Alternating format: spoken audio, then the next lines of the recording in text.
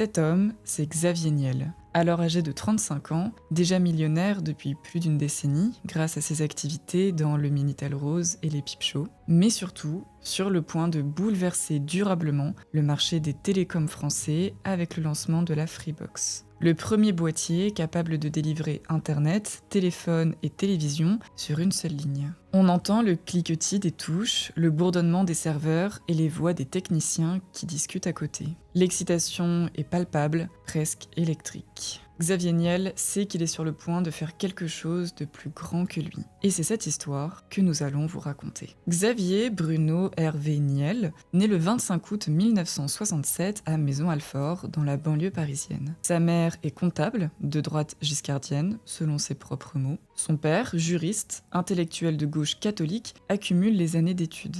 Ce contraste idéologique façonne un environnement familial où cohabitent rigueur, débat et curiosité intellectuelle. Quelques mois après sa naissance, la famille s'installe dans un HLM du quartier de Montmély à Créteil afin de se rapprocher de la famille maternelle. En 1972, il déménage dans une maison mitoyenne aux grands-parents, toujours à Créteil, où Xavier passe l'essentiel de son enfance. Il fréquente successivement le collège Pasteur, puis le collège privé catholique de Maillet. Il se définira plus tard comme un élève sans éclat, se décrivant lui-même comme mauvais en rien et bon en rien, sans véritable appétence pour les parcours scolaires classiques. Pourtant, un événement va profondément orienter sa trajectoire. À l'âge de 15 ans, pour Noël, son père lui offre un ordinateur Sinclair ZX81.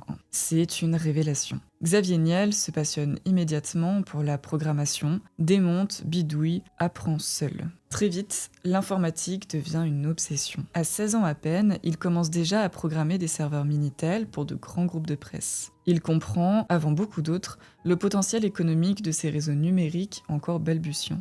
Après un passage au lycée privé Saint-Michel du Picpus à Paris, il entame une classe préparatoire scientifique à l'ESME Sudria. Mais il abandonne rapidement. En 1987, à seulement 19 ans, il fait en effet un choix radical. Il quitte les études pour se consacrer entièrement à l'entrepreneuriat. C'est à la fin des années 1980 que Xavier Niel entre dans le monde du Minitel Rose. À une époque où Internet n'existe pas encore pour le grand public, ces services payants, accessibles via les fameux codes 3615, génèrent des revenus considérables.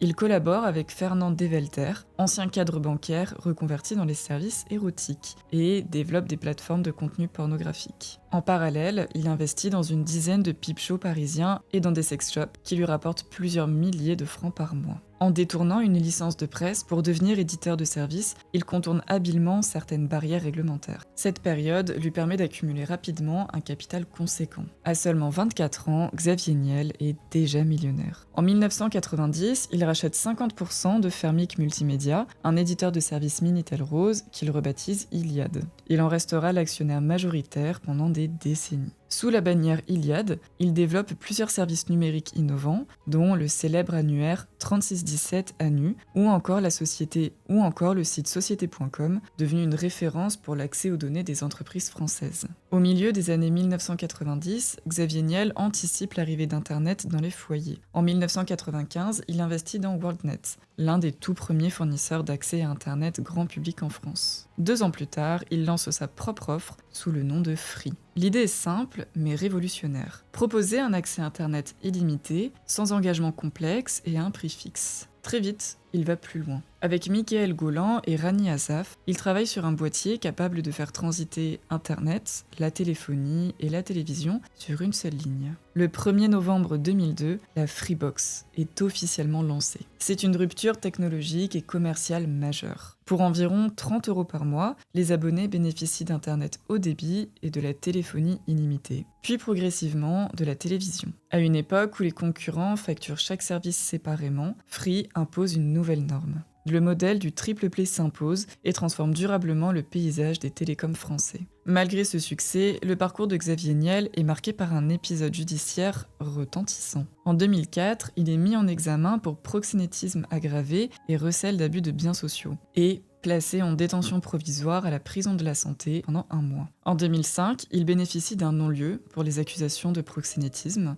En 2006, il est toutefois condamné à 2 ans de prison avec sursis et 250 000 € d'amende pour recel d'abus de biens sociaux. Ces affaires laissent une trace durable dans son image publique, mais ne freinent pas son expansion économique pour autant. Malgré ces épisodes judiciaires, loin de freiner son ascension, l'empire Xavier Niel entre dans une phase d'expansion rapide et méthodique. À partir de la fin des années 2000, il ne se contente plus d'être le fondateur de Free. Il devient un investisseur omniprésent, à la fois dans l'économie numérique, les médias, l'éducation, l'immobilier et les télécommunications internationales. Son approche est constante. Entrer tôt, investir massivement, conserver une grande liberté d'action et accepter la controverse comme un coup presque assumé de la puissance. Dans les télécoms français, Free s'impose durablement comme un acteur de rupture. L'offre internet à 29,99 € devient un symbole. Puis Free Mobile, lancé en 2012, provoque un choc comparable avec des forfaits à 2 €, forçant l'ensemble des opérateurs à revoir leur prix. Xavier Niel se forge alors une image de perturbateur du marché, capable de faire chuter des rentes établies. Dans les médias, il investit dès 2010 dans Mediapart ou encore Deezer, puis s'associe avec Pierre Berger et Mathieu Pigasse pour reprendre Le Monde. Il affirme vouloir garantir l'indépendance éditoriale, mais suscite de nombreuses critiques sur la concentration de la presse. En parallèle, il finance ou rachète de nombreux titres de Nice Matin, France Antilles et participe à la création de nouveaux médias d'investigation. Dans l'univers des startups, il cofonde Kim Aventure, l'un des fonds de business angels les plus actifs au monde, investissant dans des centaines de jeunes entreprises, parfois avant qu'elles ne deviennent des géants mondiaux, comme Airbnb, Uber ou Snapchat. Ces investissements sont rapides, souvent minoritaires, rarement supérieurs à 100 millions €, mais extrêmement nombreux. Son engagement dans l'éducation prend une dimension structurante, avec la création de l'école 42 en 2013, gratuite, sans condition de diplôme, financée intégralement sur ses fonds propres, puis avec Station F en 2014, incubateur géant installé dans la halle Freycinet et financé à hauteur de 250 millions €. Ces projets font de Xavier Niel une figure centrale de l'écosystème entrepreneurial français. À l'international, il multiplie les acquisitions dans les télécoms en Suisse, à Monaco, en Irlande,